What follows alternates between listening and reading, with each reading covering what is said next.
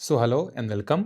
तो आज हम लोग इस वीडियो में देखने वाले हैं क्लास 8th का सोशल साइंस का ज्योग्राफी का फर्स्ट चैप्टर रिसोर्सेज के क्वेश्चन आंसर जो है आज हम लोग इस वीडियो में देखने वाले हैं।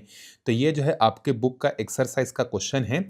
इसका जो आंसर है मैं यहाँ पर आपको बताऊंगा और ये जो पीडीएफ है ये आपको मेरे टेलीग्राम चैनल जिसका नाम है ओपी पटेल उसमें जो है आपको मिल जाएगा। मैं कमेंट बॉक्स में जो है इसको लिंक पिन भी कर दूंगा, लिंक को वहां पर जाकर आप इस पीडीएफ को क्या कर सकते हैं, डाउनलोड भी जो है कर सकते हैं। चलिए, तो यह है चैप्टर 1 रिसोर्सेस। पहला क्वेश्चन है, देखिए यहाँ पर मैं आपको एक्सप्लेन भी कर देता हूं ताकि आप आंसर को अपने हिसाब से छोटा करके भी क्या कर सकते हो, उसको लिख सकते हो। देखिए, why are resources distributed unequally over the earth. यहां पर यह कहा गया है कि जितने भी जो रिसोर्सेस होते हैं ये रिसोर्सेस अर्थ पर क्या है, अनइवनली क्या है या अनइक्वली क्या है, डिस्ट्रीब्यूटेड है। इसके पीछे का रीजन क्या है, देखिए। सो आंसर है आपका, resources are distributed unequally over the earth because the physical factor that determines their existence vary widely from place to place। मतलब हमारे अर्थ में जो है जितने भी रिसोर्सेस हैं वो सब जगह इक्वली डिस्ट्रीब्यूटेड नहीं है। उसके पीछे का कारण क्या है, उसके फिजिकल फैक्टर्स हैं जो कि ये डिसाइड करते हैं कि कोई भी रिसोर्सेस यहाँ पर एग्जिस्ट करेगा या फिर नहीं करेगा। और उसमें क्या क्या फैक्टर्स इंक्लूड हैं, जैसे टेरेन है, द टाइप ऑफ लैंड, वहां पर किस टाइप का लैंड है, माउंटेन या प्लेन है या प्लेट्यू है, उस पर डिपेंड करता है कि वहां पर किस टाइप के रिसोर्सेस हमको मिलेंगे। वहां की क्लाइमेटिक कंडीशन कैसी है, वहां का टेम्परेचर कैसा है, रेनफॉल कैसे है और वहां पर कैसे सीजन्स होते हैं, उस पर डिपेंड करते हैं रिसोर्सेस। तीसरा है एल्टीट्यूड। एल्टीट्यूड मतलब जो भी जगह है, जिस जगह पे हम लोग बात कर रहे हैं वो जगह जो है सी लेवल से कितना ऊपर है, इस बात पर डिपेंड करता है। तो इसीलिए टेरेन हो गया, क्लाइमेट हो गया, एल्टीट्यूड हो गया, ये हर जगह सेम नहीं रहता है। तो इसीलिए हर जगह रिसोर्सेज जो होते हैं वो भी क्या है, इक्वली जो है डिस्ट्रीब्यूटेड नहीं होते हैं। ठीक है, ये आप आंसर लिख सकते हैं। सेकेंड क्वेश्चन है, देखिए, व्हाट इज रिसोर्स कंजर्वेशन। ये जब हम लोग चैप्टर पढ़ रहे थे तो वहां पर मैं बार बार आपको समझाया था कि रिसोर्स कंजर्वेशन क्या होता है। देखिए, resource conservation is the practice of using resource carefully and giving them time to get renewed. जब हम लोग बात करते हैं रिसोर्स कंजर्वेशन का तो इसका मतलब ये है कि हमें ऐसे प्रैक्टिसेस अपनाने चाहिए जहां पर हम लोग रिसोर्सेस का जो है क्या कर सके, केयरफुली यूज कर सके। ऐसा नहीं कि उसको ब्लाइंडली एकदम अंधाधुन यूज करें, उसको जो है हम लोग केयरफुली यूज करें और उस रिसोर्स को रिन्यू होने के लिए हम लोग उसको क्या करें, उसको टाइम दें। It involves managing resources in a way that allows us to meet our current needs while also preserving them for the future generation। हमें रिसोर्सेस में जो है या रिसोर्सेस को इस तरीके से यूज करना है कि मैनेज करते हुए यूज करना है कि जो हम हमारे प्रेजेंट कंडीशन में जो डिमांड है उसको भी वो फुलफिल कर सके और फ्यूचर जनरेशन के लिए भी हम लोग उसको क्या कर सके, आने वाले जनरेशन के लिए प्रिजर्व करके भी हम लोग उसको रख सके। तो हमारा अभी का काम भी हो जाना चाहिए और फ्यूचर जनरेशन के लिए बच भी जाना चाहिए। इस तरीके से मैनेज करना रिसोर्सेस का क्या कहलाता है, रिसोर्स कंजर्वेशन जो है कहलाता है।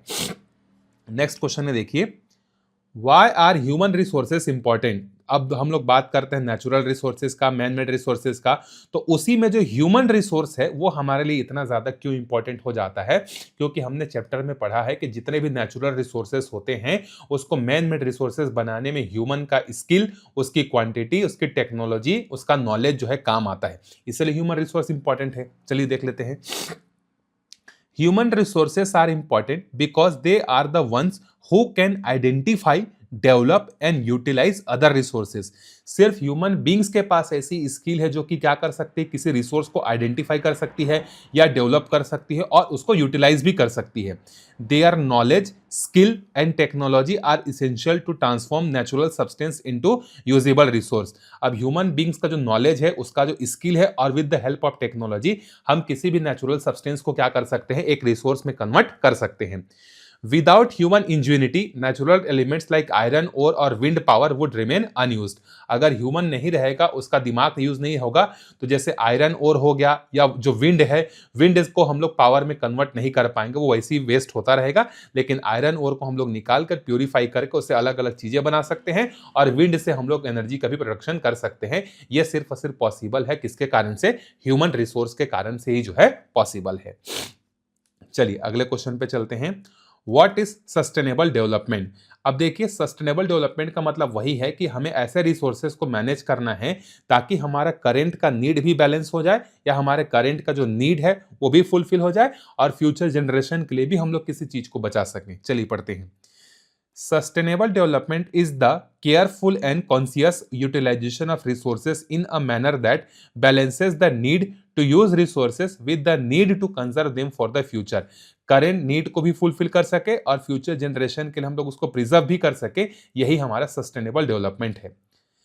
The key principle is to use resources in a way that does not compromise the ability of future generation to meet their own needs. अब ऐसा नहीं होना चाहिए कि सस्टेनेबल डेवलपमेंट का एक ही प्रिंसिपल है कि हमें रिसोर्सेज को इस तरीके से यूटिलाइज करना है कि फ्यूचर जनरेशन के लिए क्या हो सके, वो बच सके। ऐसा नहीं कि आज के हमारे ग्रीड के कारण फ्यूचर जनरेशन के लिए रिसोर्सेज ही ना बच पाए।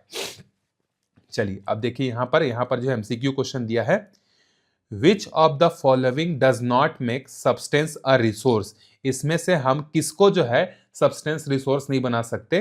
तो क्वांटिटी। ठीक है, क्वांटिटी को आप नहीं बना सकते, लेकिन जो है आप बाकी चीजों को यूटिलिटी और वैल्यू के बेसिस पर आप रिसोर्सेज को डिफाइन जो है कर सकते हैं।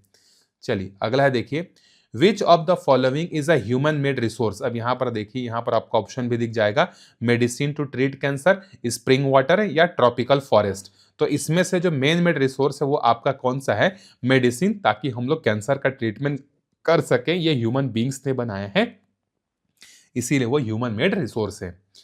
Complete the statement. और non renewable resources are, non renewable resources कैसे होते हैं? Those which have limited stock. Non renewable ऐसे रिसोर्सेस होते हैं जिनका जो स्टॉक है वो अर्थ पर या हमारे नेचर पर क्या है? लिमिटेड है। जैसे कोल हो गया, पेट्रोल हो गया, डीजल हो गया, उसको हम लोग नॉन रिन्यूएबल रिसोर्स जो है बोलते हैं। ठीक है, तो यहां पर हमारा फर्स्ट चैप्टर का कौन सा क्वेश्चन आंसर कंप्लीट होता है।